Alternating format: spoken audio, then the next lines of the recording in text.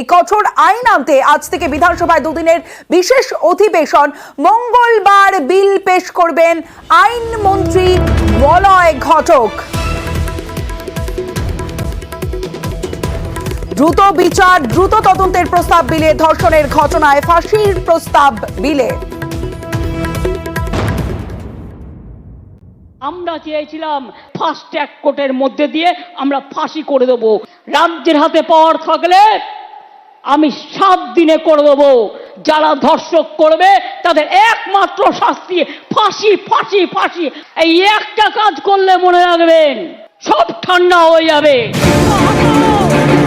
গত বুধবার মমতা বন্দ্যোপাধ্যায়ের ঘোষণা, তারপরেই তৎপরতা শুরু।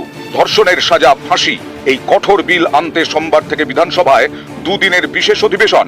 মঙ্গলবার বিধানসভায় পেশ করা হবে বিল। বিলের নাম Aparajita women child West Bengal criminal law amendment bill 2024। খসড়া বিলে প্রস্তাব, ধর্ষণের মতো অপরাধের দ্রুত বিচার করতে হবে। এর জন্য নির্দিষ্ট তদন্তকারী দল থাকবে।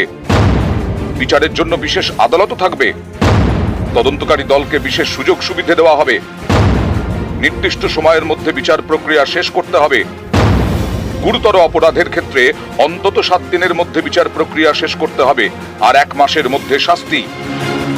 মূল আইনে থানায় নথিভুক্ত করার 2 মাসের মধ্যে তদন্ত শেষের কথা বলা হয়েছে।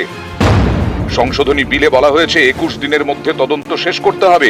কোনো ক্ষেত্রে না পারলে অতিরিক্ত 15 দিন সময় দেওয়া হবে। সেক্ষেত্রে পুলিশ সুপার পদমর্যাদার কাউকে দায়িত্ব দিতে হবে। ধর্ষণের শাস্তি হবে যাবজ্জীবন কারাদণ্ড অথবা ফাঁসি। ধর্ষণ এবং খুনের ঘটনাতেও যাবজ্জীবন অথবা ফাঁসি। এই সব মামলাই হবে জামিন অযোগ্য ধারায়। কড়া বিল দালের শাস্তির বিধান নিশ্চয়ই হবে। মুখ্যমন্ত্রীর সঙ্গে যারা আন্দোলনকারী তাদের সঙ্গে কোনো পার্থক্য নেই। মুখ্যমন্ত্রী চাইছেন দ্রুত বিচার এবং ক্যাপিটাল পানিশমেন্ট। যার জন্য তিনি শুরুতেই ঘটনা ঘটার পরেই বলেছিলেন কুইকেস্ট পসিবল টাইমে বিচার করবো, ফাস্ট ট্র্যাক কোর্টে বিচার হবে।